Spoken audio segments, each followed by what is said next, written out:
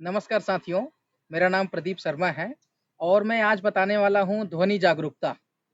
ध्वनि जागरूकता का मतलब है आवाज़ों को सुनना, समझना और उसमें बदलाव कर पाने की काबिलियत या क्षमता। तो बच्चों के साथ जब हम काम करते हैं तो हम ध्वनि जागरूकता मतलब आवाज़ों के ऊपर में जब हम काम करते हैं, तो वो अलग-अलग गतिविधि हैं जो आप सभी लोग कर रहे हैं, हमारे जितने वॉलंटियर साथी हैं। तो 4 मुख्य गतिविधि है जिसके बारे में मैं आप लोग को बताऊँगा। पहली गतिविधि है तुकांत शब्द बनाना। तुकांत शब्द बनाना का मतलब है मिलती-जुलती हुई आवाज़ों को बताना। जैसे एक कविता है ककड़ी, मकड़ी, लकड़ी, कालू, मालू, लालू। तो ये जो मिलती-जुलती आवाज़ें होती हैं ना, इसको हम बोलते हैं तुकांत शब्द बनाना। ऐसी आवाज़ें या ऐसे कुछ शब्द जो मिलते-जुलते हैं एक-दूसरे से, तो इसको हम बोलते हैं तुकांत शब्द बनाना और बच्चों को बहुत मज़ा आता है ये गतिविधि। जब आप किसी आवाज़ को बोलते हैं, उसके और कितने आवाज़ बनते हैं, जैसे आप देखेंगे कालू, मालू, लालू या काला, माला, लाला और क्या बनेगा ताला। तो इस तरीके से जब हम गतिविधि करते हैं, तो इस गतिविधि का नाम है तुकांत शब्द बनाना। दूसरी गतिविधि का नाम है वाक्यों में शब्दों को गिनना। इसका उद्देश्य है कि हम बच्चों को बताना चाहते हैं कि जो एक वाक्य बना है, वो कुछ शब्दों से मिलकर बना है। तो इसके लिए हम एक गतिविधि करते हैं कि चलो बच्चों हम आज ना मैं कुछ वाक्य बोलूँगा उसमें कितने शब्द हैं गिनेंगे। जैसे एक वाक्य है, मेरा नाम प्रदीप है, तो मैं कैसे करके बताऊँगा? मेरा नाम प्रदीप है। इसी तरीके से कोई दूसरा ले सकते हैं कि मैं बाज़ार जाऊँगा, इसमें कैसे करेंगे कितने शब्द हैं कैसे गिनेंगे? मैं बाज़ार जाऊँगा। इसी तरीके से बच्चों को अपने-अपने नाम के ऊपर में इसको बनाने को कहेंगे और हम ये बताना चाहते हैं कि जो एक वाक्य होता है, इसमें कुछ शब्दों से मिलकर के ये बनते हैं। तो इस गतिविधि का नाम था वाक्यों में शब्दों को गिनना।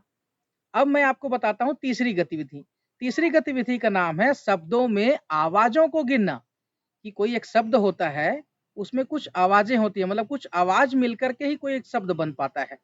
तो इस गतिविधि को कैसे कराएँगे आइए देखते हैं। चलो बच्चों आज ना मैं कुछ आप लोग को शब्द बोलूँगा, उसमें कितनी आवाज़ है आप लोग को बताना है। पहले मैं करके बताऊँगा। देखो, शब्द हैं बादल, बा-द-ल। दूसरा शब्द है देखिए, दूसरा शब्द है नाला, ना-ला। अब आप बच्चों के साथ भी इसी तरीके से कराएँ। कुछ शब्द पहले बोलें और उसमें बताएँ कि कितनी आवाज़ें आ रही हैं इसमें और बच्चे इसको गिनेंगे कि 2 आवाज़ है, 3 आवाज़ है। तो इस तरीके से आवाज़ों पे ध्यान देंगे और एक शब्द जो बनता है वो कुछ आवाज़ों से मिलकर बनती है। ये बच्चे सीखेंगे।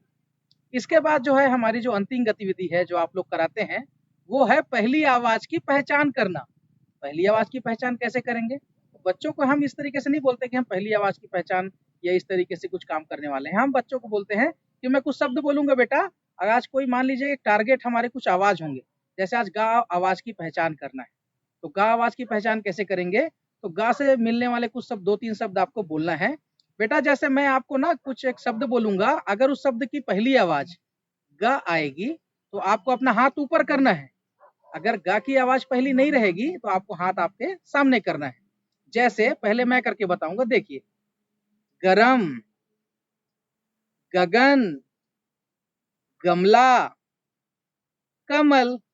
कमल में मैंने अपने हाथ सामने क्यों किया? क्योंकि कमल की पहली आवाज़ ग नहीं थी। तो ग अगर पहली आवाज़ आती है मैं कोई भी शब्द में तो अपना हाथ ऊपर करेंगे।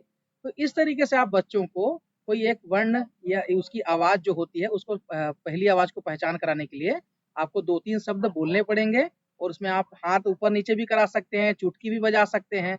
इस तरीके से आप गतिविधियों को कर सकते हैं। Thank you.